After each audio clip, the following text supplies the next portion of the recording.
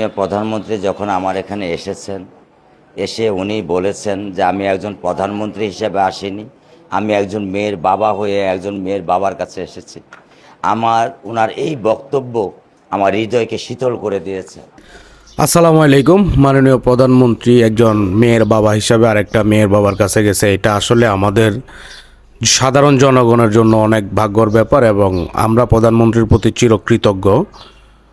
তো আসলে বিষয়টা কিন্তু এমন হয়ে গেল না যে একজন র্যাপিস্ট খুন করার পরে, রেপ করার পরে সে থানায় গেল, পুলিশ কাস্টডিতে গেল, তখন সে নিরাপদ অনুভব করতেছে। বিষয়টা কিন্তু এমন দু চারজনকে যদি প্রকাশ্যে শাস্তি দেওয়া হয় তাহলে দেখবেন যে বাংলাদেশে 80% মানুষ রেপ করার আগে অথবা মা বোনদের দিকে তাকানোর আগে তার রুহ কাঁপবে এবং বুক কাঁপবে।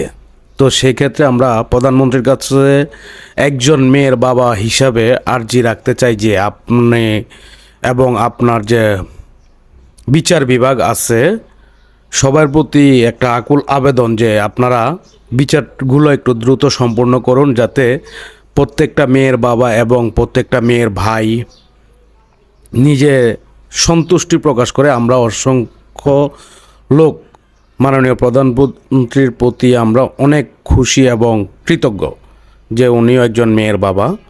তো আমরা সর্বোপরি একটা কথাই বলতে চাই যে কোনো র্যাপিস্ট মা বোনদের দিকে তাকানোর আগে সে 100 বার ভাবতে হবে যে এটার পরিণাম খুব ভয়াবহ হবে, এমন একটা বিচার আমরা আশা করি। আসসালামু আলাইকুম।